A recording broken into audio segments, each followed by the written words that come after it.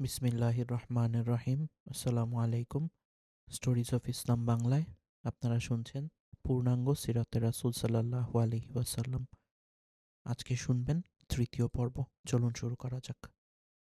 নবুয়াতি জীবন, রিসালাত ও দাওয়াত। পয়গম্বরী যুগ, পবিত্র জীবনের মক্কা অবস্থানকাল, দাওয়াতের সময়কাল ও স্তর। আলোচনা ও অনুধাবনের সুবিধার্থে রাসূলুল্লাহ সাল্লাল্লাহু আলাইহি ওয়াসাল্লামের নবুয়াতি জীবনকালকে আমরা দুটি অংশে বিভক্ত করে নিয়ে আলোচনা করতে পারি। কাজকর্মের ধারা, প্রক্রিয়া এবং সাফল্য। সাফল্যের প্রেক্ষাপটে বিবেচনা করলে দেখা যাবে যে এর এক অংশ থেকে ছিল ভিন্নধর্মী এবং ভিন্নতর বৈশিষ্ট্যে বৈশিষ্ট্যময়। অংশ দুটি হচ্ছে যথাক্রমে মক্কায় অবস্থানকাল প্রায় ১৩ বছর এবং মদিনায় অবস্থানকাল ১০ বছর। তারপর মক্কি ও মাদানী জীবন, উভয় জীবনকাল, বৈশিষ্ট্য এবং কর্মপ্রক্রিয়ার ব্যাপারে ছিল স্তরক্রমিক এবং ভিন্নধর্মী। তার পয়গম্বরী জীবনের উভয় অংশ পর্যালোচনা এবং পরীক্ষণ করলে অনুক্রমিক স্তরগুলো সমীক্ষা করে দেখা বহুলাংশে সহজতর হয়ে উঠবে। রাসূলুল্লাহ সাল্লাল্লাহু আলাইহি ওয়াসাল্লামের মক্কায় অবস্থানকাল এবং কর্মপ্রক্রিয়াকে তিনটি অনুক্রমিক স্তরে বিভক্ত করে নিয়ে আলোচনা করা যেতে পারে। সেগুলো হচ্ছে: ১. সর্বসাধারণের অবগতির অন্তরালে গোপনে দাওয়াতি কর্মকাণ্ডের স্তর, যেটা ছিল ৩ বছর। ২. মক্কাবাসীগণের নিকট প্রকাশ্য দাওয়াত এবং তাবলিগি কাজের স্তর, যেটা নবুয়াতি চতুর্থ বছর থেকে মদিনায় হিজরত করা পর্যন্ত চলেছিল। এবং ৩ হচ্ছে মক্কার বাইরে ইসলামের দাওয়াত গ্রহণ এবং বিস্তৃতির স্তর, যেটা দশম নবুয়াতি বর্ষের শেষ ভাগ থেকে মাদানী জীবন শুরু হয়ে মৃত্যু পর্যন্ত ছিল। মদিনার জীবন এবং মদিনায় অবস্থানকালের স্তর অনুযায়ী বিস্তৃত আলোচনা যথাক্রমে সন্নিবেশিত করব আমরা ইনশাল্লাহ। এবার চলুন পয়গম্বরিত্বের প্রচ্ছায়ায় এই হেরা গুহার অভ্যন্তরে রাসূলুল্লাহ সাল্লাল্লাহু আলাইহি ওয়াসাল্লাম যখন 40-এ পদার্পণ করলেন, ওই সময় তার এত দিনের বিচার বিবেচনা, বুদ্ধিমত্তা ও চিন্তা ভাবনা, যা জনগণ এবং তার মধ্যে ব্যবধানের এক প্রাচীর সৃষ্টি করে চলেছিল, তা উন্মুক্ত হয়ে গেল এবং ক্রমান্বয়ে তিনি নির্জনতা প্রিয় হয়ে উঠতে থাকলেন। খাবার এবং পানি সঙ্গে নিয়ে মক্কা নগরী থেকে ২ মাইল দূরত্বে অবস্থিত নূর পর্বতের হেরা গুহায় গিয়ে ধ্যানমগ্ন থাকতে লাগলেন। এটা হচ্ছে ক্ষুদ্র আকার আয়তনের একটি গুহা। এর দৈর্ঘ্য হচ্ছে ৪ গজ এবং প্রস্থ ২.৫ গজ। এর নিচ দিকটা তেমন গভীর ছিল না। একটি ছোট্ট পথের প্রান্তভাগে অবস্থিত পর্বতের উপরি অংশের একত্রে মিলেমিশে ঠিক এমন একটি আকার আকৃতি ধারণ করেছিল, যা শোভাযাত্রার পুরোভাগে অবস্থিত আরোহী শূন্য সুসজ্জিত অশ্বের মতো দেখায়। পুরো রমাজান রাসূলুল্লাহ সাল্লাল্লাহু আলাইহি ওয়াসাল্লাম হেরা গুহায় অবস্থান করে আল্লাহ তাআলার ইবাদত বন্দিগিতে লিপ্ত থাকেন। বিশ্বের দৃশ্যমান বস্তু নিচয়ের অন্তরাল থেকে যে মহাশক্তি প্রতিটি মুহূর্তে সকল কিছুকে জীবন, জীবিকা ও শক্তি জাগিয়ে চলেছে, সমগ্র বিশ্বময় সুশৃঙ্খল নিয়ন্ত্রণের এক শাশ্বত ব্যবস্থা বজায় রেখে চলেছেন, সেই মহিয়ান ও গরীয়ান সত্তার ধ্যানে মশগুল থাকতেন।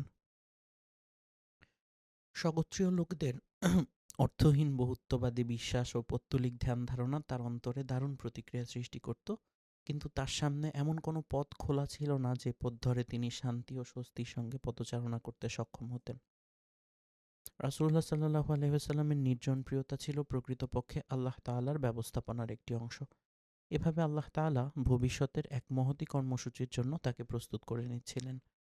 যে আত্মার নসিবে নবুয়াতরূপী এক মহান আসমানী নিয়ামত নির্ধারিত হয়ে গিয়েছে এবং যিনি পথভ্রষ্ট এবং অধঃপতিত মানুষকে সঠিক পথ নির্দেশনা দিয়ে করবেন ধন্য, তার জন্য যথার্থই প্রয়োজন সমাজ জীবনের যাবতীয় ব্যস্ততা, জীবনযাত্রা নির্বাহের যাবতীয় ঝামেলা এবং সমস্যা থেকে মুক্ত থেকে নির্জনতা অবলম্বনের মাধ্যমে আল্লাহ তাআলার নৈকট্য লাভ করা। আল্লাহ তাআলা যখন মুহাম্মদ সাল্লাল্লাহু আলাইহি ওয়াসাল্লামকে বিশ্ব ব্যবস্থায় সবচেয়ে মর্যাদাশীল ও দায়িত্বশীল আমানতদার মনোনীত করে তার কাঁধে দায়িত্বভার অর্পণের মাধ্যমে বিশ্ব মানবের জীবন বিধানের রূপরেখা পরিবর্তন এবং অর্থহীন আদর্শের জঞ্জাল সরিয়ে শাশ্বত আদর্শের আঙ্গিকে ইতিহাসের পরিমার্জিত ধারা প্রবর্তন করতে চাইলেন, তখন নবুয়ত প্রদানের ৩ বছর পূর্ব হতেই তার জন্য ১ মাস ব্যাপী নির্জনতা অবলম্বন অপরিহার্য করে দিলেন, যাতে তিনি গভীর ধ্যানের সূত্র ধরে দিব্যজ্ঞান লাভের পথে অগ্রসর হতে সক্ষম হন।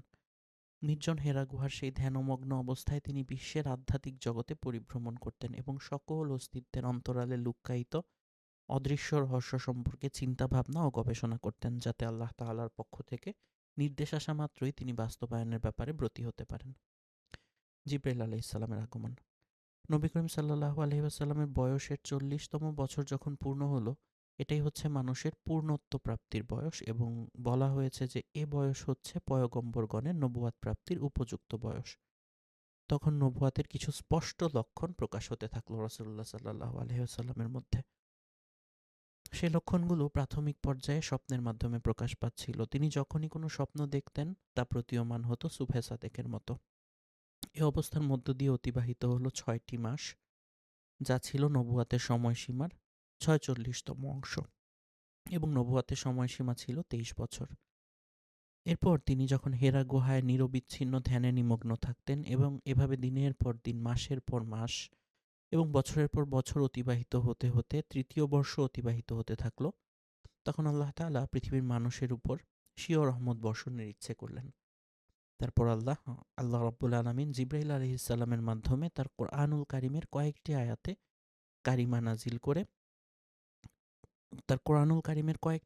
কারিমা নাজিল করে মুহাম্মদ সাল্লাল্লাহু আলাইহি ওয়াসাল্লামকে নবুয়াতের মহান মর্যাদা প্রদানে ভূষিত করেন। বিভিন্ন ঘটনার সঙ্গে সম্পর্কযুক্ত প্রমাণাদি গভীরভাবে অনুধাবন করলেই জিবরাইল আলাইহিসসালামের আগমনের প্রকৃত দিন, তারিখ ও সময় অবগত হওয়া সম্ভব হবে ইনশাআল্লাহ। আমাদের সন্ধানের ভিত্তিতে বলা যায় যে এ ঘটনা সংঘটিত হয়েছিল রমজান মাসের 21 তারিখ সোমবার দিবাগত রাত্রে। খ্রিস্টীয় হিসাব অনুযায়ী দিনটি ছিল 610 খ্রিস্টাব্দের 10ই আগস্ট। চান্দ্র মাসের হিসাব অনুযায়ী নবী করিম সাল্লাল্লাহু আলাইহি ওয়াসাল্লামের বয়স ছিল 40 বছর 6 মাস 12 দিন, এবং সৌর হিসাব অনুযায়ী 39 বছর 3 মাস 20 দিন। আসুন এখন আমরা উম্মুল মুমিনিন আয়েশা রাদিয়াল্লাহু এর বর্ণনা থেকে বিস্তারিত বিবরণ জেনে নিই। এটা নৈসর্গিক নূর বা আসমানি দীপ্তির মতো এমন এক আলোকরশ্মি ছিল যা প্রকাশের সঙ্গে সঙ্গে অবিশ্বাস ও ভ্রষ্টতার অন্ধকার বিদূরিত হতে থাকে। জীবনের গতিধারা পরিবর্তিত হতে থাকে এবং ইতিহাসের পটও পরিবর্তন হয়ে নতুন নতুন অধ্যায়ের সৃষ্টি হতে থাকে। আয়েশা রাদিয়াল্লাহু বলেছেন, রাসূলুল্লাহ সাল্লাল্লাহু আলাইহি ওয়াসাল্লামের নিকট ওহী অবতীর্ণ হয়েছিল ঘুমন্ত অবস্থায় স্বপ্নযোগে। তিনি যখন যে স্বপ্নই দেখতেন তা প্রভাত রশ্মির মতো প্রকাশিত হতো। তারপর ক্রমান্বয়ে তিনি নির্জনতা প্রিয় হতে থাকলেন। নিরবিচ্ছিন্ন নির্জনতায় ধ্যানমগ্ন থাকার সুবিধার্থে তিনি হেরা গুহায় অবস্থান করতেন। কোনো কোনো সময় গৃহে প্রত্যাবর্তন না করে রাতের পর রাত তিনি ইবাদত বন্দিগি এবং গভীর ধ্যানে নিমগ্ন থাকতেন। এজন্য খাদ্য এবং পানীয় সঙ্গে করে নিয়ে যেতেন। সেসব ফুরিয়ে গেলে পুনরায় তিনি গৃহে প্রত্যাবর্তন করতেন। পূর্বের মতো খাদ্য এবং পানীয় সঙ্গে নিয়ে পুনরায় তিনি হেরা গুহায় গিয়ে ধ্যানমগ্ন হতেন। ওহী নাজিলের মাধ্যমে তার নিকট সত্য প্রকাশিত না হওয়া পর্যন্ত এভাবেই তিনি হেরা গুহায় নির্জনতায় অবস্থান করতে থাকেন। এমনভাবে একদিন তিনি যখন ধ্যানমগ্ন অবস্থায় ছিলেন, তখন আল্লাহর দূত জিবরাইল আলাইহিসসালাম তার নিকট আগমন করে বললেন, তুমি পড়ো। তিনি বললেন, পড়ার অভ্যাস আমার নেই। তারপর তিনি তাকে অত্যন্ত শক্তভাবে ধরে, অর্থাৎ জিবরাইল আলাইহিসসালাম অত্যন্ত শক্তভাবে রাসূলুল্লাহ সাল্লাল্লাহু আলাইহি ওয়াসাল্লামকে ধরে আলিঙ্গন করলেন এবং ছেড়ে দিয়ে আবার বললেন, তুমি পড়ো। তিনি আবারও বললেন, আমার পড়ার অভ্যেস নেই। তারপর তৃতীয় দফায় আমাকে আলিঙ্গনাবদ্ধ করার পর ছেড়ে দিয়ে বললেন, পড়ো। এটা পড়তে বললেন, সেই প্রভুর নামে পড়ো যিনি সৃষ্টি করেছেন মানুষকে রক্তপিণ্ড থেকে।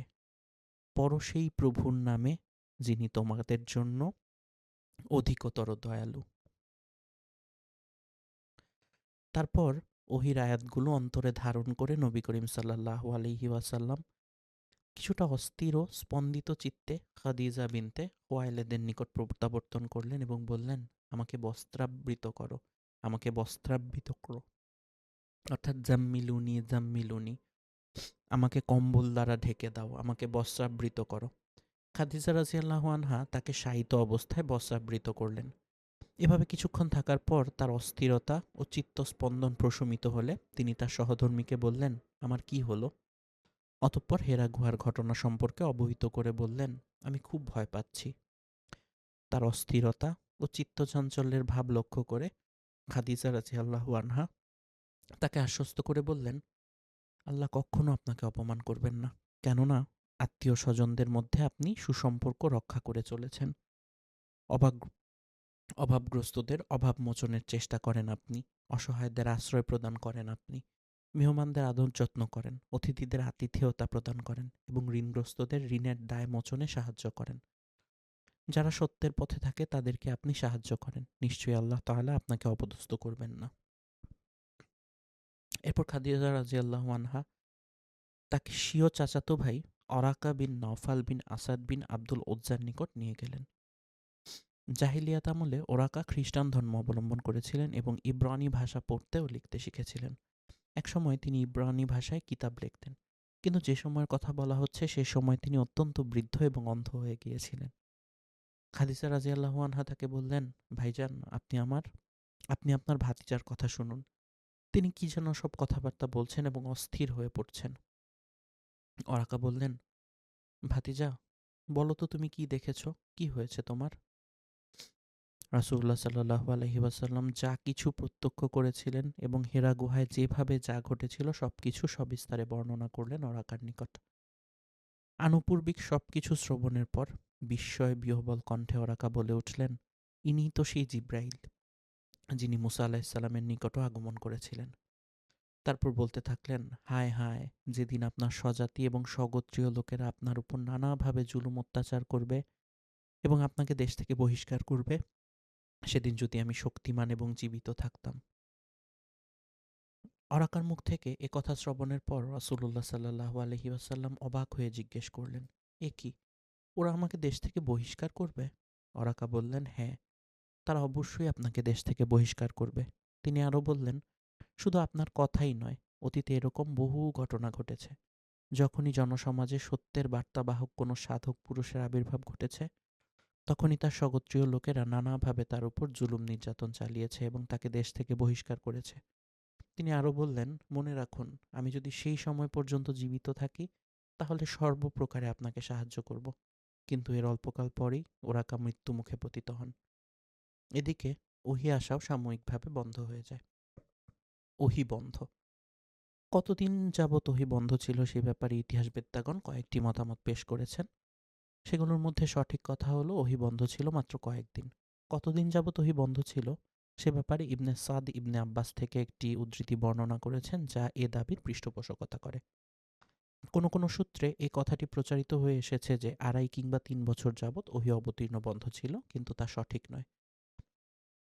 এ বিষয়ে গভীর চিন্তাভাবনা এবং এতদূর সম্পর্কিত বর্ণনা ও বিজ্ঞজনের মতামতসমূহের উপর তীক্ষ্ণ দৃষ্টিপাতের ফলে আমাদের নিকট একটি কিছু অপ্রচলিত বিষয় প্রকাশিত হয়েছে এবং বিজ্ঞজনের মধ্যে এ বিষয়ে দ্বিমত প্রত্যক্ষ করা যায়। তা হল,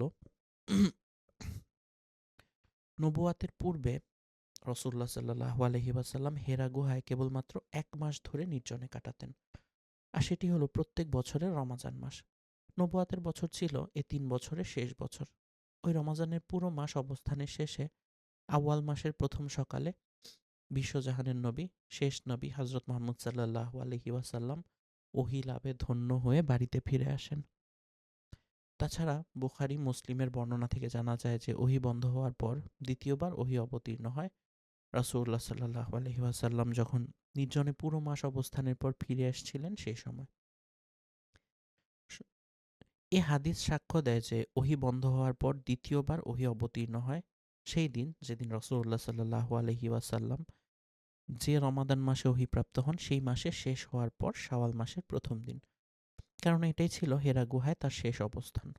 আর যখন এটা প্রমাণিত হলো যে তার নিকট প্রথম ওহী অবতীর্ণ হয়েছিল ২১ রমজানে, তখন এটা নিশ্চিত রূপেই অবধারিত হয়ে গেল যে ওহী বন্ধ থাকার সময়কাল ছিল মাত্র ১০ দিন। অতঃপর নবুয়াতের প্রথম বছর শাওয়াল মাসের প্রথম দিবসে শুক্রবার সকালে পুনরায় ওহী অবতীর্ণ হয়। হতে পারে এর রহস্য হচ্ছে রমজানের শেষ ১০ দিন নির্জনে অবস্থান এবং ইতিকাফ পূর্ণকরণ এবং শাওয়ালের প্রথম দিবসকে উম্মতে মুহাম্মাদীর জন্য ঈদের দিন হিসেবে বিশেষত্ব দান। আল্লাহই অধিক জ্ঞাত এই ব্যাপারে। ওহী বন্ধ থাকার সময় রাসূলুল্লাহ সাল্লাল্লাহু আলাইহি ওয়াসাল্লাম অত্যন্ত বিচলিত এবং চিন্তিত বোধ করতেন। সহিহুল বুখারী শরীফের তাবির অর্থাৎ স্বপ্নের ব্যাখ্যা পর্বে বর্ণিত হয়েছে যে ওহী বন্ধ হয়ে গেলে রাসূলুল্লাহ সাল্লাল্লাহু আলাইহি ওয়াসাল্লাম এতই বিচলিত ও বিব্রত বোধ করতেন এবং তার দুশ্চিন্তা ও অস্বস্তিবোধ এতই অধিক বৃদ্ধি পেত যে পর্বত শিখর থেকে ঝাঁপ দিয়ে মৃত্যুবরণ করার জন্য তিনি মনস্থির করে ফেলতেন। কিন্তু এ উদ্দেশ্যে যখনই তিনি পর্বত শীর্ষে আরোহণ করেছেন, তখনই জিবরাইল আলাইহিসসালাম তার দৃষ্টিগোচর হয়েছেন। জিবরাইল আলাইহিসসালাম তাকে লক্ষ্য করে বলেছেন, হে মুহাম্মদ সাল্লাল্লাহু আলাইহি ওয়াসাল্লাম, আপনি আল্লাহর সত্য নবী। এই কথা শ্রবণ করে তার প্রাণের অস্বস্তিভাব স্থিমিত হয়ে আসত, মনে লাভ করত অনাবিল শান্তি। তারপর তিনি ফিরে আসতেন গৃহে। আবারও কোনো সময় কিছু বেশি দিনের জন্য ওহী বন্ধ থাকলে একই অবস্থার পুনরাবৃত্তি হতো। পুনরায় ওহীসহ জিবরাইল আলাইহিসসালামের আগমন। হাফেজ ইবনে হাজার বলেন যে নবী করিম সাল্লাল্লাহু আলাইহি ওয়াসাল্লামের উপর প্রথম ওহী অবতীর্ণ হওয়ার সময় তিনি কিছুটা ভয়ভীতির সঙ্গে বিস্ময়াভিভূত হয়ে পড়েন। তার মানসিকতার ক্ষেত্রে কিছুটা বিহ্বলতার ভাবও পরিলক্ষিত হতে থাকে। এ প্রেক্ষিতেই আল্লাহ রাব্বুল আলামিন কিছুদিন ওহী নাজিল বন্ধ রাখেন, যাতে তিনি স্বাভাবিক অবস্থায় ফিরে যাওয়ার সুযোগ লাভ করেন। ঠিক তাই হলো। নবী করিম সাল্লাল্লাহু আলাইহি ওয়াসাল্লাম প্রথম ওহী নাজিলের অসুবিধা থেকে মুক্ত হয়ে যখন মন মানসিকতার ক্ষেত্রে স্বাভাবিক হয়ে উঠলেন, ওহী গ্রহণের জন্য মানসিকভাবে যখন প্রস্তুত হয়ে গেলেন, তখন জিবরাইল আলাইহিসসালাম পুনরায় ওহী নিয়ে আগমন করলেন। সহিহুল বুখারীতে জাবির বিন আবদুল্লাহ রাদিয়াল্লাহু থেকে বর্ণিত আছে যে ঘটনার বর্ণনা প্রসঙ্গে রাসূলুল্লাহ সাল্লাল্লাহু আলাইহি ওয়াসাল্লাম বলেন, আমি পথ ধরে চলছিলাম। এমন সময় হঠাৎ আকাশ থেকে একটি আওয়াজ আমার দৃষ্টিগোচর হলো। আকাশের দিকে দৃষ্টি নিক্ষেপ করতেই আমি সেই ফেরেশতাকে দেখতে পেলাম, যিনি আমার নিকট হেরা গুহায় আগমন করেছিলেন। তিনি আকাশ ও পৃথিবীর মধ্যস্থানে কুরসিতে অবস্থিত ছিলেন। ভয়ে বিস্ময়ে আমার দৃষ্টি অবনত হয়ে এলো। তারপর আমার সহধর্মিণীর নিকট এসে আমি বললাম, আমাকে চাদর দিয়ে ঢেকে দাও। তিনি আমাকে চাদর দিয়ে ঢেকে দিলেন। তারপর আল্লাহ তাআলা বলেন, ওহে বস্ত্র আবৃত ব্যক্তি, ওঠো, সতর্ক করো, আর তোমার প্রতিপালকের শ্রেষ্ঠত্ব ঘোষণা করো। তোমার পোশাক পরিচ্ছদ পবিত্র রাখো, অপবিত্রতা থেকে দূরে থাকো। এ পর্যন্ত ওহী অবতীর্ণ করেন। এরপর থেকে অবিরামভাবে ওহী অবতীর্ণ হতে থাকে। এ কটি আয়াতে নবুওয়াতের প্রাথমিক অবস্থায় ওহী বন্ধ হওয়ার কয়েকটির পর অবতীর্ণ হয়। তার উপর দায়িত্ব অর্পণের দুটি স্তর রয়েছে, যা ধারাবাহিকভাবে বর্ণনা করছি। প্রথমত, রাসূলুল্লাহ সাল্লাল্লাহু আলাইহি ওয়াসাল্লামের উপর নবুওয়াতের প্রচার ও ভীতি প্রদর্শনের দায়িত্ব অর্পণ। এ মর্মে আল্লাহর বাণী আছে, অর্থাৎ মানবমণ্ডলীর অজ্ঞতা, পাপাচার, পথভ্রষ্টতা, মহান আল্লাহ ব্যতীত বাতিল উপাস্যের ইবাদত করা, তার সত্তা, গুণাবলী, তার হক ও কর্মসমূহের সাথে শিরক বা অংশী স্থাপন করা থেকে যদি বিরত না হয়, তবে তাদেরকে আল্লাহ কঠিন আযাব সম্পর্কে ভীতি প্রদর্শন করো। দ্বিতীয়ত, রাসূলুল্লাহ সাল্লাল্লাহু আলাইহি ওয়াসাল্লামের উপর আল্লাহর নির্দেশিত বিষয়সমূহের সাথে তার সত্তার সমন্বয় সাধন করা এবং তার উপর স্বয়ং অটল থাকা। ওইসব বিষয়কে কেবলমাত্র আল্লাহর সন্তুষ্টির জন্যই সযত্নে সংরক্ষণ করা। আর যারা আল্লাহ তাআলার উপর বিশ্বাস স্থাপন করবে, তাদের জন্য একটি উত্তম আদর্শ বনে যাওয়া, যথা পরবর্তী আয়াতে আল্লাহ তাআলা ইরশাদ করেছেন, অর্থাৎ একনিষ্ঠভাবে তার বরত্ব ঘোষণা করো এবং তার সাথে আর কাউকে শরিক করো না। এরপর আল্লাহ তাআলা বলেন, এর বাহ্যিক অর্থ শরীর ও কাপড় চোপড়ের পবিত্রতা অর্জন, কেননা যে ব্যক্তি আল্লাহর সামনে দণ্ডায়মান হবে, তার জন্য এটা শোভনীয় নয় যে সে অপবিত্র ও নোংরা অবস্থায় দণ্ডায়মান হবে। আর এখানে প্রকৃতপক্ষে যে পবিত্রতা উদ্দেশ্য, তা হচ্ছে যাবতীয় শিরক ও পাপ কর্ম থেকে বিরত থাকা এবং উত্তম চরিত্রে ভূষিত হওয়া, অর্থাৎ আল্লাহর অসন্তোষ ও শাস্তি অবধারিত হওয়ার কারণসমূহ থেকে নিজেকে বিরত রাখা। অধিকন্তু তার আনুগত্যকে দৃঢ়ভাবে আঁকড়ে ধরো এবং পাপকর্ম পরিহার করো। আল্লাহ বলেন, অর্থাৎ তুমি যেসব উত্তম আমল করো না কেন, মানুষের নিকট তার প্রতিদান কামনা করো না, অথবা এর বিনিময়ে দুনিয়াতে আল্লাহর কাছে এর চেয়ে কোনো ভালো ফল বা ফলাফল আশা করো না। পরবর্তী আয়াতসমূহে মানুষদেরকে এক আল্লাহর দিকে আহ্বান করা,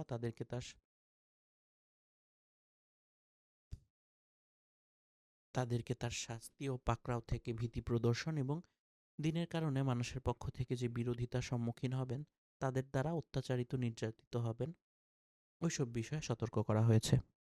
অতএব আল্লাহ তাআলা ইরশাদ করেন, উল্লেখিত আয়াতসমূহের প্রারম্ভিক সুরে মহান আল্লাহ তাআলার এক উদাত্ত আহ্বান সুস্পষ্ট, যে আহ্বানে নবী করিম সাল্লাল্লাহু আলাইহি ওয়াসাল্লামকে নবুওয়াতের মহামর্যাদাপূর্ণ কাজের জন্য ঘুম থেকে জাগ্রত হতে এবং ঘুমের আচ্ছাদন ও বিছানার উষ্ণতা পরিত্যাগ করে আল্লাহর একত্ববাদের বাণী প্রচারে লিপ্ত হওয়ার জন্য নির্দেশ দেওয়া হয়েছে। ওহে বস্ত্র আবৃত ব্যক্তি, উঠো, সতর্ক করো। আল মুদাসসির ৭৪। বলা হয়ে থাকে যে যে নিজের জন্যই বাঁচতে চায় সে আরামায়েশে ঘা ভাসিয়ে চলতে পারে, কিন্তু আপনাকে এক বিরাট ও মহান দায়িত্বে আত্মনিয়োগ করতে হচ্ছে। তখন ঘুমের সঙ্গে আপনার কি সম্পর্ক? আরামায়েশের সঙ্গে আপনার কি সম্পর্ক? আপনার গরম বিছানার কি প্রয়োজন? কি প্রয়োজন আপনার সুখময় জীবনযাপনের? আপনি উঠে পড়ুন এবং মহান কাজে ঝাঁপিয়ে পড়ুন। আপনার ঘুম এবং আরামায়েশের সময় এখন অতিক্রান্ত। এখন আপনাকে অবিরাম পরিশ্রম করে যেতে হবে এবং দীর্ঘ ও কষ্টদায়ক সংগ্রামে আত্মনিয়োগ করতে হবে।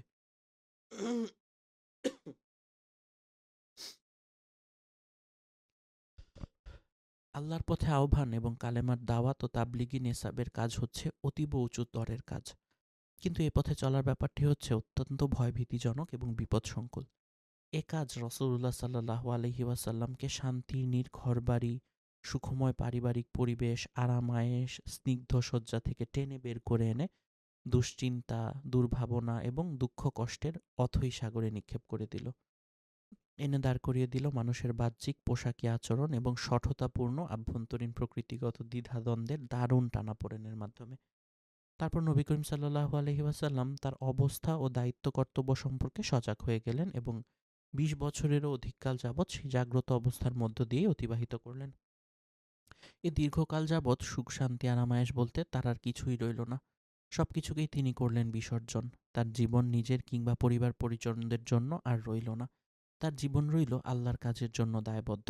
তার কাজ ছিল আল্লাহর প্রতি বিশ্ববাসীকে আহ্বান জানানো, বিশ্বের বুক থেকে সর্বপ্রকার অসত্য, অন্যায় ও মিথ্যার মূলোৎপাটন এবং ন্যায় ও সত্যের প্রতিষ্ঠার জন্য মানুষকে পথ প্রদর্শন। আল্লাহর পথে আহ্বান, সত্যের প্রতিষ্ঠা ইত্যাদি কথাগুলো আপাতদৃষ্টিতে ততটা কঠিন কিংবা দুঃসাধ্য মনে নাও হতে পারে, কিন্তু প্রকৃতপক্ষে এর চেয়ে কঠিন এবং কষ্টসাধ্য কাজ পৃথিবীতে আর কিছুই হতে পারে না। রেসালাতের আমানত হচ্ছে বিশ্বের বুকে সবচেয়ে দায়িত্বপূর্ণ এবং দুর্বহ আমানত।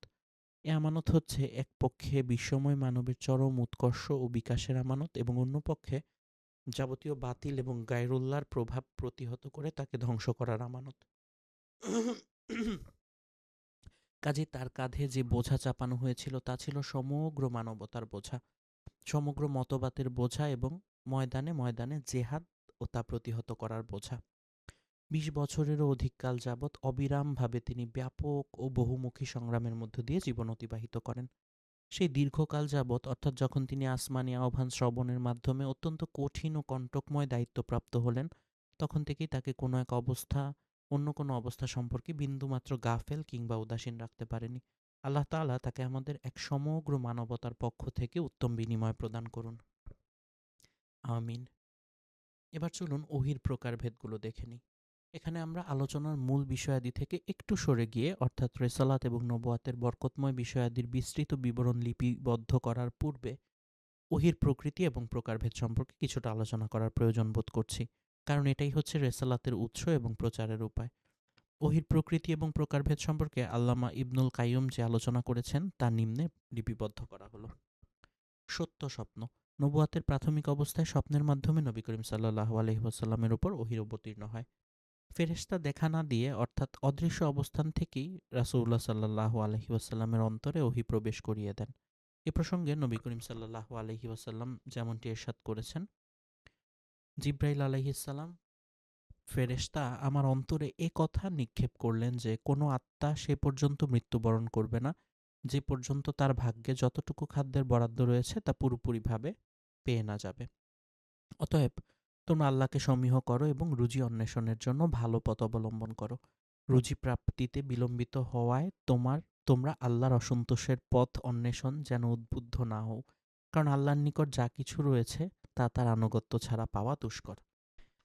ফেরেশতা মানুষের আকৃতি ধারণপূর্বক নবী করিম সাল্লাল্লাহু আলাইহি ওয়াসাল্লামকে সম্বোধন করতেন। তারপর তিনি যা কিছু বলতেন নবী করিম সাল্লাল্লাহু আলাইহি ওয়াসাল্লাম তা মুখস্থ করে নিতেন। এ অবস্থায় সাহাবীগণ ও ফেরেশতাকে দেখতে পেতেন। ওহী অবতীর্ণ হওয়ার সময় নবী করিম সাল্লাল্লাহু আলাইহি ওয়াসাল্লামের নিকট ঘণ্টার টুনটুন ধ্বনির মতো ধ্বনি শোনা যেত। ওহী নাজিলের এটাই ছিল সবচেয়ে কঠিন অবস্থা। টুংটুং ধ্বনির সংকেত প্রকাশ করতে করতে ফেরেশতা ওহী নিয়ে আগমন করতেন এবং নবী করিম সাল্লাল্লাহু আলাইহি ওয়াসাল্লামের সঙ্গে সাক্ষাৎ করতেন। ওহী নাজিলের সময় কঠিন শীতের দিনেও রাসূলুল্লাহ সাল্লাল্লাহু আলাইহি ওয়াসাল্লামের কপাল থেকে ঘাম ঝরতে থাকত। তিনি উষ্ট্রের উপর আরোহণরত অবস্থায় থাকলে উট বসে পড়ত। এক দফা এইভাবে ওহী নাজিল হওয়ার সময় রাসূলুল্লাহ সাল্লাল্লাহু আলাইহি ওয়াসাল্লামের উরু যায়েদ বিন সাবিতের উরুর উপর ছিল। তখন তার উরুতে এতই ভার বোধ হয়েছিল যে মনে হয়েছিল যেন উরু চূর্ণ হয়ে যাবে। নবী করিম সাল্লাল্লাহু আলাইহি ওয়াসাল্লাম ফেরেশতাকে কোনো কোনো সময় নিজস্ব জন্মগত আকৃতিতে প্রত্যক্ষ করতেন এবং আল্লাহর ইচ্ছায় সে অবস্থাতেই তিনি তার নিকট ওহী নিয়ে আগমন করতেন। নবী করিম সাল্লাল্লাহু আলাইহি ওয়াসাল্লামের এরকম অবস্থা দুবার সংঘটিত হয়েছিল, যা আল্লাহ তাআলা সূরা নাজমে উল্লেখ করেছেন। পবিত্র মিরাজ রজনীতে রাসূলুল্লাহ সাল্লাল্লাহু আলাইহি ওয়াসাল্লাম যখন আকাশের উপর অবস্থান করছিলেন, সেই সময় আল্লাহ তাআলা সালাত এবং অন্যান্য বিষয় সম্পর্কে সরাসরি হুকুমের মাধ্যমে ওহীর ব্যবস্থা করেছিলেন।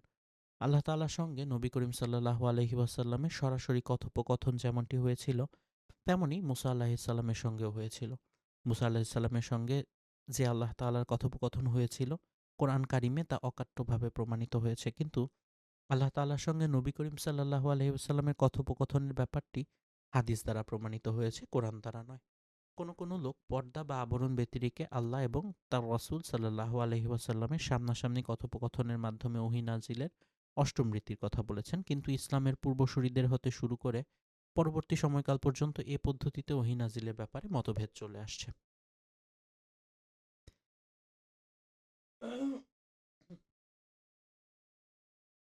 ইসলাম প্রচারে আত্মনিয়োগ। ৩ বছর গোপনে প্রচার। সূরা মুদাসসিসিরের প্রথম থেকে ষষ্ঠ আয়াত পর্যন্ত বলা হচ্ছে যে, ওহে বস্ত্র আবৃত ব্যক্তি, ওঠো, সতর্ক করো, আর তোমার প্রতিপালকের শ্রেষ্ঠত্ব ঘোষণা করো। তোমার পোশাক পরিচ্ছদ পবিত্র রাখো, যাবতীয় অপবিত্রতা থেকে দূরে থাকো, কারো প্রতি অনুগ্রহ করো না অধিক পাওয়ার উদ্দেশ্যে, তোমার প্রতিপালকের সন্তুষ্টির জন্য ধৈর্য ধরো। সূরা আল মুদাসসিসির। সূরা আল মুদাসসিরের উপর্যুক্ত আয়াতসমূহ নাজিল হওয়ার পর রাসূলুল্লাহ সাল্লাল্লাহু আলাইহি ওয়াসাল্লাম পথহারা মানুষদেরকে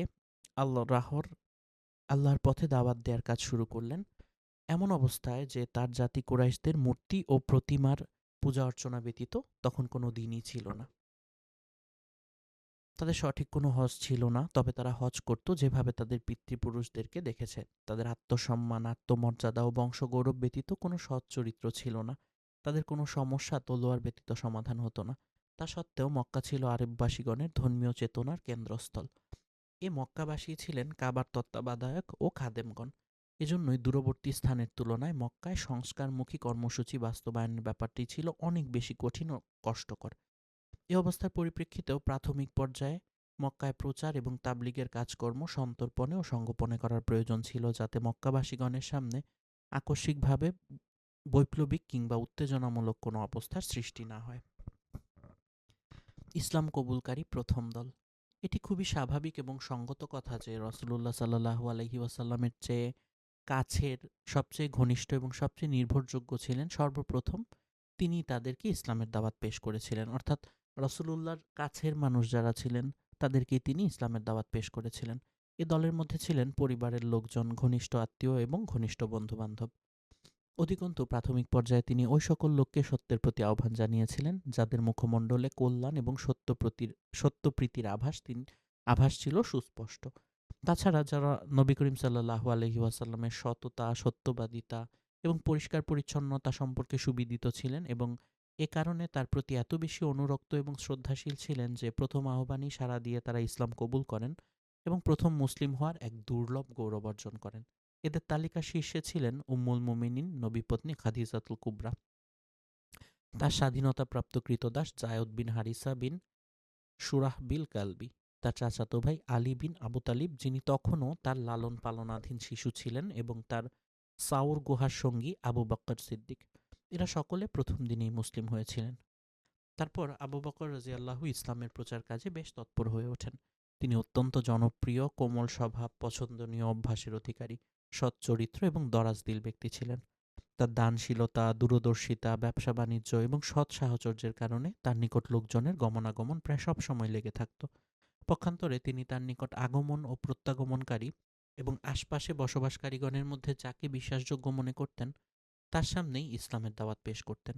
তার ঐকান্তিক প্রচেষ্টায় উসমান রাজিয়াল্লাহু, জুবাইর, আব্দুর রহমান বিন আউফ রাজিয়াল্লাহু, সাদ বিন আবি ওয়াক্কাস রাজিয়াল্লাহু এবং তালহা বিন ওবায়দুল্লাহ রাজিয়াল্লাহু ইসলাম গ্রহণ করেন। এ মহাসম্মানিত ব্যক্তিবর্গই হচ্ছেন প্রথম মুসলিম জনগোষ্ঠী। প্রাথমিক অবস্থায় যারা ইসলাম গ্রহণ করেন, বিলাল হাবশী রাদিয়াল্লাহু ছিলেন সেই দলের অন্তর্ভুক্ত।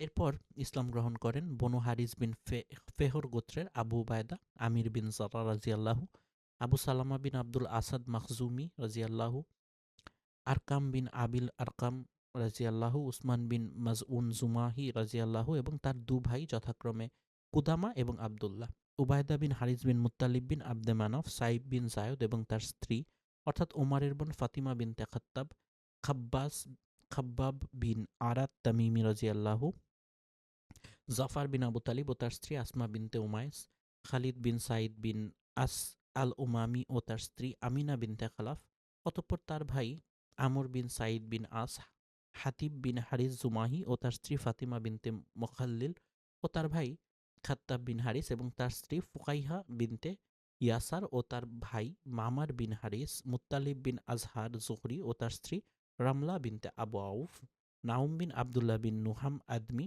এদের সকলেই কোরাইশ ও কোরাইশগণের বিভিন্ন শাখা গোত্রের ছিলেন। কোরাইশ ব্যতীত অন্য গোত্র থেকে প্রাথমিক অবস্থায় ইসলাম গ্রহণকারীরা হলেন আবদুল্লাহ বিন মাসউদ, মাসউদ বিন রাবিয়া, আবদুল্লাহ বিন জাহস আসাদি ও তার ভাই আহমদ বিন জাহস, বিলাল বিন বিরাহ হাবশি, সোহাইব বিন সিনান রুমি, আম্মার বিন ইয়াসার আনসি তার পিতা ইয়াসার ও তার মাতা সুমাইয়া এবং আমির বিন ফুহাইরা। উপরে উল্লেখিত ব্যক্তিবর্গ ছাড়াও প্রাথমিক পর্যায়ে মুসলমান মহিলাদের মধ্যে রয়েছেন উম্মু আইমান, বারাকাত হাবশি, উম্মুল ফজল, লুবাবাতুল কুবরা বিনতে হারিস হিলালিয়া, আব্বাস বিন আব্দুল মুত্তালিবের স্ত্রী ছিলেন তিনি, এবং আসমা বিনতে আবু বকর সিদ্দিক। উপরে উল্লেখিত ব্যক্তিবর্গ প্রথম পর্যায়ের ইসলাম গ্রহণকারী হিসেবে প্রসিদ্ধ। বিভিন্নভাবে অনুসন্ধান এবং গবেষণার মাধ্যমে প্রকাশিত হয়েছে যে প্রথম পর্যায়ের ইসলাম গ্রহণকারীরা গুণে গুণান্বিতদের সংখ্যা পুরুষ মহিলা মিলে ৩৩০ জন। তবে এটা অকাট্যভাবে জানা যায়নি যে তারা সকলেই প্রকাশ্যে দাওয়াত চালুর হওয়ার পূর্বেই ইসলাম গ্রহণ করেছিলেন নাকি ইসলামের দাওয়াত প্রকাশ্যভাবে চালু হওয়া পর্যন্ত তাদের কেউ কেউ ইসলাম গ্রহণে বিলম্ব করেছিলেন। এই ব্যাপারটি এখনও স্পষ্টভাবে জানা যায়নি। সালাত বা প্রার্থনা। প্রাথমিক পর্যায়ে যে সকল আয়াত অবতীর্ণ হয় তাতে নামাজের নির্দেশনা বিদ্যমান ছিল। ইবনে হাজার বলেন যে নবী করিম সাল্লাল্লাহু আলাইহি ওয়াসাল্লাম এবং তার সাহাবাগণ মিরাজের ঘটনার পূর্বে অবশ্যই সালাত পড়তেন, তবে ৫ ওয়াক্ত সালাত ফরজ হওয়ার পূর্বে সালাত ফরজ ছিল কিনা সে ব্যাপারে মতবিরোধ রয়েছে। কেউ কেউ বলে থাকেন যে সূর্যের উদয় এবং অস্ত যাওয়ার পূর্বে একটি করে সালাত ফরজ ছিল।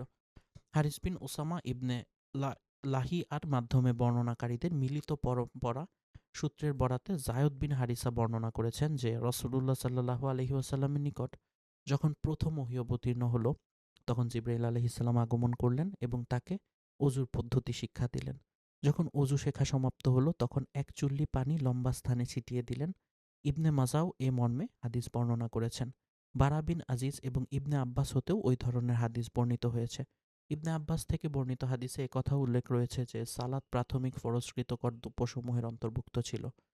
ইবনে হিশামের বর্ণনায় একথা রয়েছে যে নবী করিম সাল্লাল্লাহু আলাইহি ওয়াসাল্লাম এবং সাহাবীগণ সালাতের সময় ঘাটিতে চলে যেতেন এবং গোত্রীয় লোকজনের দৃষ্টির আড়ালে গোপনে সালাত আদায় করতেন। আবু তালিব এক দফা নবী করিম সাল্লাল্লাহু আলাইহি ওয়াসাল্লাম এবং আলীকে সালাত আদায় করতে দেখেন এবং জিজ্ঞাসা করেন, প্রকৃত বিষয়টি অবগত হলে এর উপর দৃঢ় থাকার পরামর্শ প্রদান করেন। প্রথম পর্যায়ের মুসলমানগণ এসব ইবাদত করতেন। সালাত সংশ্লিষ্ট ইবাদত ব্যতীত অন্য কোনো ইবাদত বা আদেশ নিষেধের কথা জানা যায় না। সে সময়কার ওহীকে মূলত সেসব বিষয়ে বর্ণিত হয় যা বিভিন্নভাবে তাওহীদের বর্ণনা, তাদেরকে আত্মশুদ্ধির প্রতি উৎসাহিতকরণ, উন্নত চরিত্র গঠনে উদ্বুদ্ধকরণ, জান্নাত জাহান্নামের বর্ণনা যেন তা চোখের সামনে উদ্ভাসিত হয়ে ওঠে, অন্তরাত্মা পরিশুদ্ধকরণের প্রজ্ঞাপূর্ণ উপদেশ যা অন্তরের খোরাক হয়, ঈমানদারগণের তৎকালীন মানব সমাজ থেকে সম্পূর্ণ পৃথক এবং ভিন্নতর এক পরিবেশে ভ্রমণ করাতে থাকে। এভাবে ৩ বছর অতিক্রান্ত হয়, কিন্তু ইসলামের দাওয়াত গুটি কয়েক ব্যক্তির মধ্যেই সীমাবদ্ধ ছিল। রাসূলুল্লাহ সাল্লাল্লাহু আলাইহি ওয়াসাল্লাম তা লোকসম্মুখে প্রকাশ করতেন না।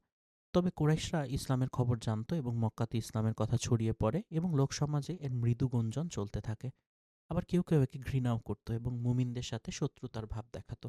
তবে সামনাসামনি কিছু বলতো না যতক্ষণ না পর্যন্ত রাসূলুল্লাহ সাল্লাল্লাহু আলাইহি ওয়াসাল্লাম তাদের দিন ধর্মে হস্তক্ষেপ করতেন এবং তাদের ভিত্তিহীন ও মনগড়া ইলা মূর্তিসমূহের সমালোচনা না করতেন।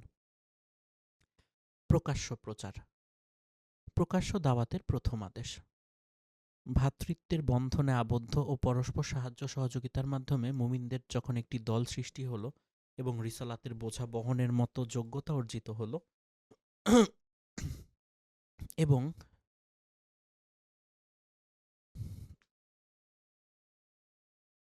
এবং ইসলাম তার নিজ অবস্থানে কিছুটা শক্তিশালী করতে সক্ষম হলো ইসলাম, তখন রাসূলুল্লাহ সাল্লাল্লাহু আলাইহি ওয়াসাল্লাম প্রকাশ্যভাবে ইসলামের দাওয়াত দেয়া ও বাতিল দিন এবং উপাস্যদের উত্তম পন্থায় প্রতিহত করতে আদিষ্ট হলেন। আল্লাহ আদেশ করলেন।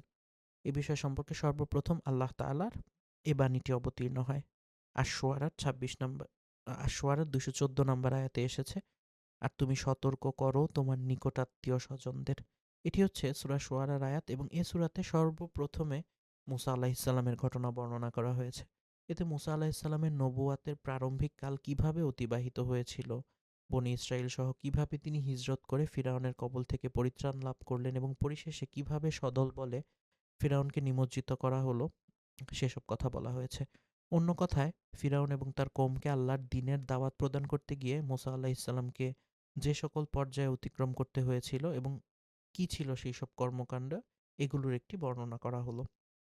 রাসূলুল্লাহ সাল্লাল্লাহু আলাইহি ওয়াসাল্লামকে যখন দ্বীনের প্রকাশ্য দাওয়াত পেশ করার নির্দেশ দেয়া হলো, সেই প্রসঙ্গে মুসা আলাইহিসসালামের ঘটনাবলীর বিস্তারিত বিবরণাদি এ কারণেই তুলে ধরা হলো যাতে প্রকাশ্য দাওয়াতের পর কিভাবে মিথ্যা এবং বাতিলের মধ্যে সংঘাত সৃষ্টি হয় এবং হক্কপন্থীদের কিভাবে অন্যায় অত্যাচারের সম্মুখীন হতে হয় তার একটি চিত্র নবী করিম সাল্লাল্লাহু আলাইহি ওয়াসাল্লাম এবং সাহাবিগণের সম্মুখে বিদ্যমান থাকে।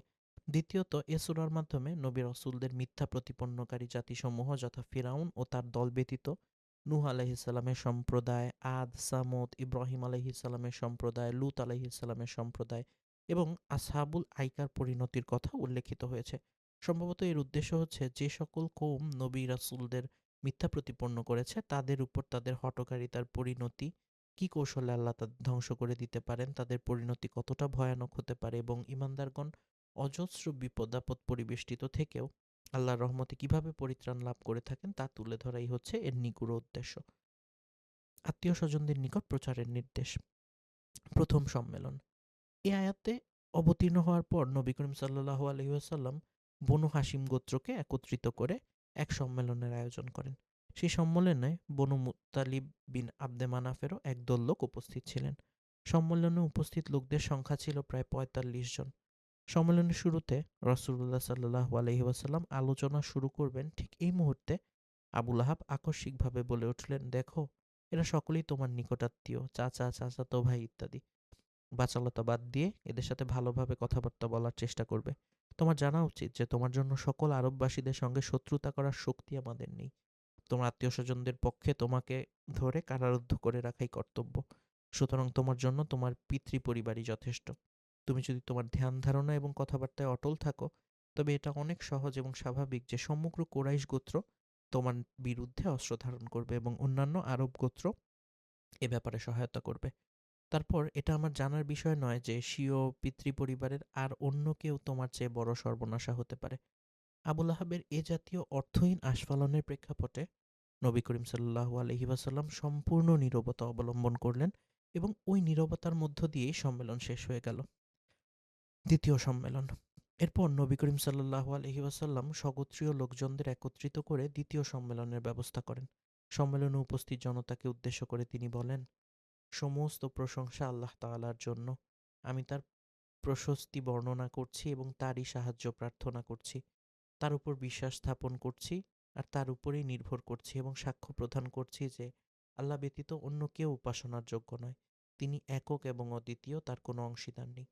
তারপর তিনি বলেন, কল্যাণকামী পথপ্রদর্শক স্বীয় আত্মীয় পরিজনের নিকট কখনোই মিথ্যা বলতে পারেন না। সে আল্লাহর শপথ যিনি ব্যতীত অন্য কোনো উপাস্য নেই। বিশেষভাবে তোমাদের জন্য এবং সাধারণভাবে বিশ্বের সকল মানুষের জন্য আমি আল্লাহর রসূল হিসেবে প্রেরিত হয়েছি। আল্লাহ জানেন তোমরা সকলে সেভাবেই মৃত্যুর সম্মুখীন হবে, যেমনটি বিছানায় শুয়ে ঘুমিয়ে পড়ো, এবং সেভাবেই পুনরায় উত্থিত হবে, যেমনটি তোমরা ঘুমন্ত অবস্থা থেকে জাগ্রত হও। পুনরুত্থান দিবসে তোমাদের সফলতা সম্পর্কে হিসাব গ্রহণ করা হবে এবং পুণ্যের ফলশ্রুতি হিসেবে চিরস্থায়ী সুখশান্তির আবাসস্থল জান্নাতে ও পাপাচারের ফলশ্রুতি হিসেবে কঠিন আযাব ও দুঃখ কষ্টের আবাসস্থল জাহান্নামে প্রবেশ করানো হবে। এ কথা শুনে আবু তালিব বলেন, জিজ্ঞেস করো না আমরা কতটুকু তোমার সাহায্য করতে পারবো। তোমার উপদেশ আমাদের জন্য কতটুকু গ্রহণযোগ্য হবে এবং তোমার কথাবার্তা কতটুকু সত্য বলে আমরা জানব। এখানে সমবেত লোকজন তোমার পিতৃ পরিবারের সদস্য এবং আমিও অনুরূপ একজন সদস্য। পার্থক্য শুধু এটুকুই যে তোমার সহযোগিতার জন্য তাদের তুলনায় আমি অগ্রগামী আছি। অতএব তোমার নিকট থেকে যে নির্দেশনাবলী অবতীর্ণ হয়েছে সে অনুযায়ী কাজ সম্পাদন করতে থাকো। আল্লাহ ভরসা, আমি অবিরামভাবে তোমার কাজকর্ম দেখাশোনা ও তোমাকে সহানুভূতি করতে থাকব। তবে আব্দুল মুত্তালিবের দিন ত্যাগ করতে আমি প্রস্তুত নই। আবুল আহাব বলেন, আল্লাহর শপথ, এ হচ্ছে অন্যায় এবং নষ্টামি, দুষ্টামি নষ্টামি। এর হাত অন্যদের আগে তোমরাও ধরে নাও। আবুল আহাবের মুখ থেকে এ কথা শ্রবণের পর আবু তালিব বললেন, আল্লাহর শপথ করে বলছি, যতক্ষণ আমার দেহে প্রাণ থাকবে আমি তার হেফাজত বা রক্ষণাবেক্ষণ করতে থাকব। সাফা পর্বতের উপর যখন নবী করিম সাল্লাল্লাহু আলাইহি ওয়াসাল্লাম খুব ভালোভাবে নিশ্চিত হলেন যে আল্লাহর দিন প্রচারের অন্তর্বর্তীকালীন সময়ে আবু তালিব তাকে সাহায্য করবেন, তখন এক দিবস তিনি সাফা পর্বতের শিখরে আরোহণ করলেন এবং তার উপর থেকে আরেকটি পাথর রেখে তথায় দাঁড়িয়ে জনসাধারণকে আহ্বান করলেন। হ্যাঁ, প্রাতকাল বলে তা শ্রবণ করে কুরাইশ গোত্রের লোকেরা সেখানে যখন সমবেত হলেন, তখন তিনি সকলকে লক্ষ্য করে আল্লাহর একত্ববাদ, স্বীয় নবুওয়াত এবং পরকালীন জীবনের উপর বিশ্বাস স্থাপনের জন্য অত্যন্ত মর্মস্পর্শী ভাষায় সকলকে আহ্বান জানালেন। এ ঘটনার এক অংশ সহিহুল বুখারীতে ইবনে আব্বাস কর্তৃক এইভাবে বর্ণিত হয়েছে। যখন আয়াতসমূহ অবতীর্ণ হলো, তখন নবী করিম সাল্লাল্লাহু আলাইহি ওয়াসাল্লাম সাফা পর্বতের শিখরে আরোহণ করে কুরাইশ গোত্রের সকলকে লক্ষ্য করে বিশেষ কিছু শব্দ উচ্চারণ করে চিৎকার করতে থাকলেন। ওহে বনু ফিহর, ওহে বনু আদি, ওহে বনু অমুক, ওহে বনু তমুক, ওহে বনু আব্দে মানাফ, ওহে বনু আব্দুল মুত্তালিব। যখন তারা এ চিৎকার ধ্বনি শ্রবণ করে বললেন, কে এরকম চিৎকার করে আহ্বান করছে? লোকেরা বলল, মুহাম্মদ। অতঃপর তারা সকলেই সেখানে সমবেত হলেন। এমনকি কোনো ব্যক্তির পক্ষে তার উপস্থিতি সম্ভব না হলে ব্যাপারটি সম্পর্কে অবগত হওয়ার জন্য তিনি প্রতিনিধি প্রেরণ করলেন। মোট কথা হচ্ছে, কুরাইশ গোত্রের সকলেই সেখানে উপস্থিত হয়েছিলেন, আবুল আহাবও উপস্থিত ছিলেন। তারপর নবী করিম সাল্লাল্লাহু আলাইহি ওয়াসাল্লাম বললেন, হে কুরাইশ বংশীয়গণ, তোমরা বলো, আজ এ পর্বত শিখরে দাঁড়িয়ে যদি আমি তোমাদেরকে বলি যে পর্বতের অন্যদিকে এক প্রবল শত্রু সৈন্যবাহিনী তোমাদের যথাসর্বস্ব লুণ্ঠনের জন্য অপেক্ষা করছে, তাহলে তোমরা আমার এ কথার উপর বিশ্বাস স্থাপন করবে কি? সকলে সমস্বরে উত্তর করল, হ্যাঁ, নিশ্চয়ই, বিশ্বাস না করার কোনো কারণ নেই। আমরা কখনো আপনাকে মিথ্যা সংস্পর্শে আসতে দেখিনি। তখন গুরুগম্ভীর কণ্ঠে তিনি বলতে লাগলেন, যদি তাই হয় তবে শ্রবণ করুন। আমি আপনাদেরকে পাপ ও আল্লাহদ্রোহিতার ভীষণ পরিণাম ও তজন্নিত অবশ্যম্ভাবী কঠোর দণ্ডের কথা স্মরণ করিয়ে দেওয়ার জন্য প্রেরিত হয়েছি। অতঃপর সাধারণ ও বিশেষভাবে সকলকে সত্যের পথে আহ্বান জানালেন এবং তাদেরকে আল্লাহকে কঠিন শাস্তির ভয় প্রদর্শন করে বললেন, হে কোরাইশগণ, তোমরা নিজেদেরকে জাহান্নামের আগুন থেকে রক্ষা করো এবং তোমাদের নিজেদেরকে আল্লাহর নিকট সঁপে দিয়ে তার সন্তুষ্টি অর্জন করো। হে বনু কাব বিন লুআই, তোমরা নিজেদেরকে জাহান্নামের আগুন থেকে রক্ষা করো, কেননা আমি তোমাদের কোনো উপকার বা ক্ষতি করার ক্ষমতা রাখি না। হে বনু কাব বিন মোররা, তোমরা নিজেদেরকে জাহান্নামের আগুন থেকে রক্ষা করো। হে বনু কোসাই সম্প্রদায়, তোমরা নিজেদের জাহান্নামের আগুন থেকে রক্ষা করো, কেননা আমি তোমাদের কোনো উপকার বা ক্ষতি করার ক্ষমতা রাখি না। হে বনু আব্দে মানাফ সম্প্রদায়, তোমরা নিজেদের জাহান্নামের আগুন থেকে রক্ষা করো, কারণ আমি আল্লাহর নিকট তোমাদের উপকার বা অপকার কিছুরই মালিক নই। আমি আল্লাহর নিকট তোমাদের জন্য কোনো উপকারে আসবো না। হে বনু আব্দু শামস, তোমরা নিজেদেরকে জাহান্নামের আগুন থেকে বাঁচাও। হে বনু হাসিম, তোমরা নিজেদেরকে জাহান্নামের আগুন থেকে বাঁচাও। হে বনু আব্দুল মুত্তালিব সম্প্রদায়, তোমরা নিজেদেরকে জাহান্নামের আগুন থেকে বাঁচাও, কারণ আমি তোমাদের উপকার বা অপকার কিছুরই মালিক নই। আমি আল্লাহর নিকট তোমাদের জন্য কোনো উপকারে আসব না। আমার নিকট থেকে তোমরা ইচ্ছে মতো কোনো সম্পদ চাইতে পারো, কিন্তু আমি আল্লাহর নিকট তোমাদের জন্য কোনো উপকারে আসব না। হে বনু আব্বাস বিন আব্দুল মুত্তালিব, আমি আল্লাহর নিকট তোমাদের জন্য কোনো উপকারে আসব না। হে সাফিয়া বিনতে আব্দুল মুত্তালিব, রাসূলুল্লাহ সাল্লাল্লাহু আলাইহি ওয়াসাল্লামের ফুপু ছিলেন তিনি, তার বংশকে বলছে, আমি আপনার জন্য আল্লাহর নিকট কোনো উপকারে আসব না। হে বনু, হে ফাতিমা বিনতে মুহাম্মদ, তুমি নিজেকে দোজখ থেকে বাঁচাও, কারণ আমি আল্লাহর নিকট তোমাদের উপকার অপকার কিছুরই মালিক নই। আমি তোমার জন্য আল্লাহর নিকট কিছুই করতে পারবো না। তবে তোমাদের সাথে আমার যে আত্মীয়তা রয়েছে তা আমি দুনিয়াতে অবশ্যই আর্দ্র রাখবো, অর্থাৎ যথাযথভাবে আত্মীয়তা বজায় রাখবো।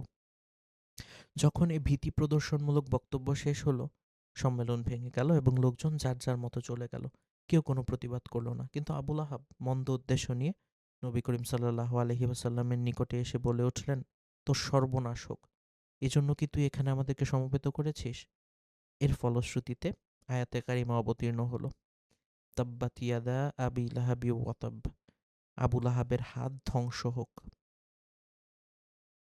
এভাবে উচ্চকণ্ঠে আহ্বানের উদ্দেশ্য ছিল দ্বীনের দাওয়াতের বাণী পৌঁছে দেয়া।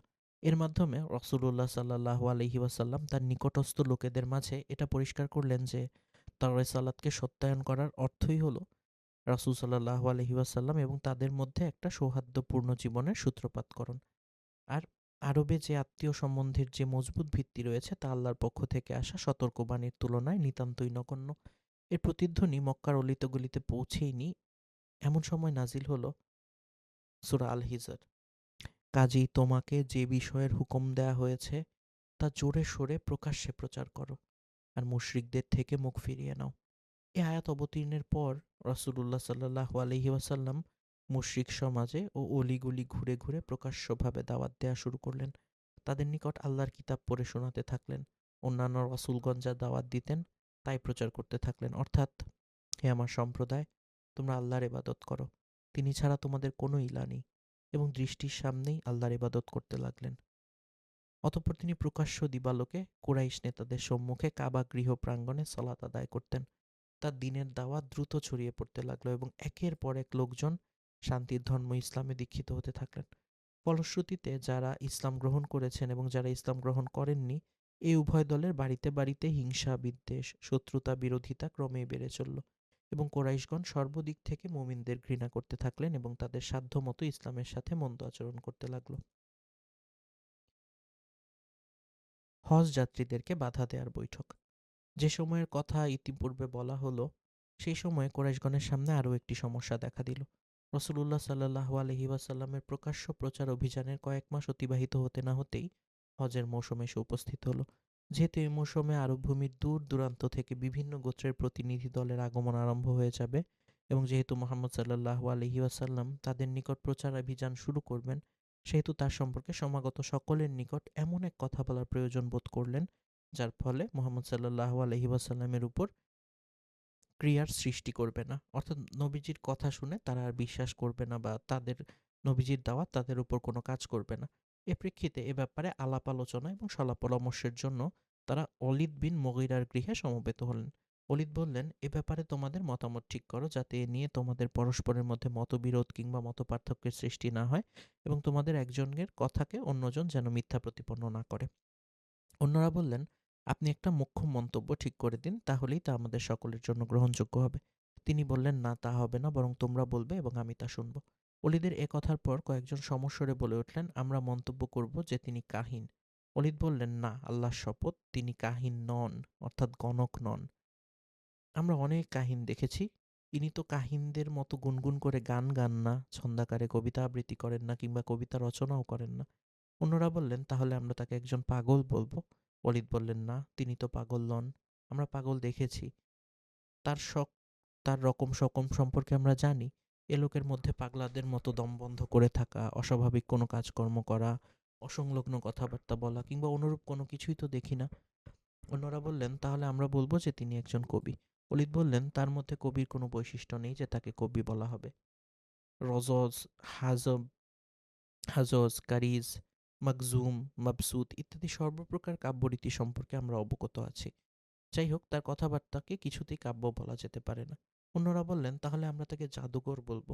অলিদ বললেন, এ ব্যক্তিকে জাদুকরও বলা যেতে পারে না। আমরা জাদুকর এবং জাদু সংক্রান্ত নানা ফন্দি ফিকির দেখেছি। তারা সত্য মিথ্যা কত কথা বলে, কত ভঙ্গভঙ্গি করে, ঝাড়ফুঁক করে, গিরা দেয়, তারই অত্যা নেই। কিন্তু এ ব্যক্তি তো জাদুকরদের মতো সত্য মিথ্যা কথা বলে না, ঝাড়ফুঁক কিংবা গিরা দেয়া কোনো কিছুই করে না। অন্যরা তখন বললেন, আমরা তাহলে কি বলবো? ওলীদ বললেন, আল্লাহর শপথ, তার কথাবার্তা বড়ই মিষ্টি মধুর। তার ভিত শিকড় বড়ই শক্ত এবং শাখা প্রশাখা বড়ই মনোমুগ্ধকর। তোমরা তার সম্পর্কে যাই বলো না কেন, যারা তার সংস্পর্শে কিছুক্ষণ থাকবেন তারা তোমাদের কথাবার্তাকে অবশ্যই মিথ্যা মনে করবেন।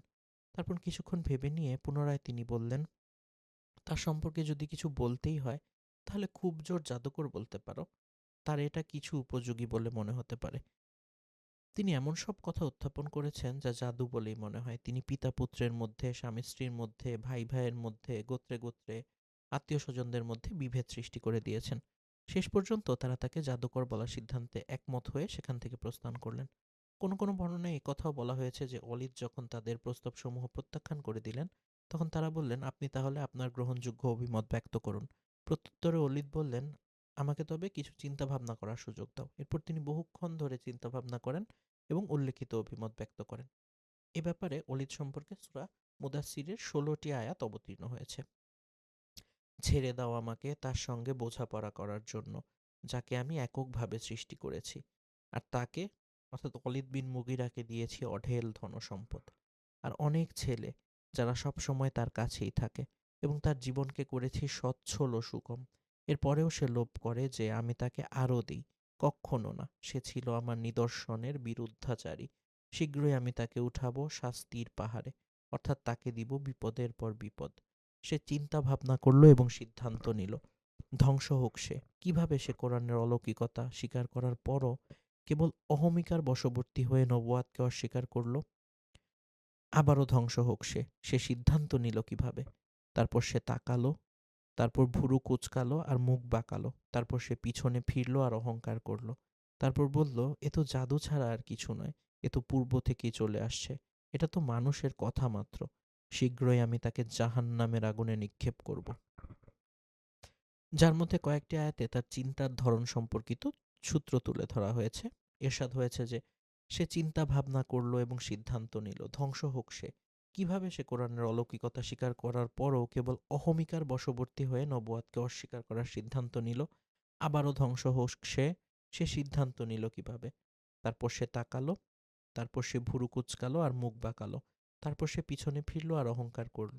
তারপর বলল, এ তো জাদু ছাড়া আর কিছু নয়, এ তো পূর্ব থেকেই চলে আসছে, এটা তো মানুষের কথা মাত্র। তারা যে সিদ্ধান্ত গ্রহণ করলেন তা বাস্তবায়নের উদ্দেশ্যে এখন থেকে প্রস্তুতি গ্রহণ করতে থাকলো। কিন্তু কিছু সংখ্যক কাফির মক্কায় আগমনকারী হজযাত্রীদের পথের পাশে কিংবা পথের মোড়ে মোড়ে জটলা করে নবী করিম সাল্লাল্লাহু আলাইহি ওয়াসাল্লামের প্রচার এবং তাবলীগের ব্যাপারে যা ইচ্ছে তাই বলে হজযাত্রীগণকে বিভ্রান্ত করতে শুরু করলেন। নবী করিম সাল্লাল্লাহু আলাইহি ওয়াসাল্লাম সম্পর্কে তাদের সতর্ক করে দিয়ে তার সম্পর্কে বহু কিছু বলতে থাকলেন।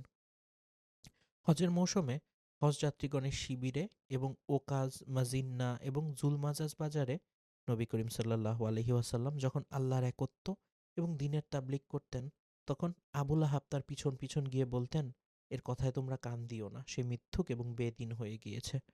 রাসূলুল্লাহ সাল্লাল্লাহু আলাইহি ওয়াসাল্লামের এহেন প্রচারণার দৌড়ঝাঁপের ফল হলো যে হজ পালনের পর হাজিগণ যখন নিজ নিজ গৃহে প্রত্যাবর্তন করলেন, তখন তারা রাসূলুল্লাহ সাল্লাল্লাহু আলাইহি ওয়াসাল্লাম সম্পর্কে ভালোভাবে অবগত হয়ে গৃহে প্রত্যাবর্তন করলেন।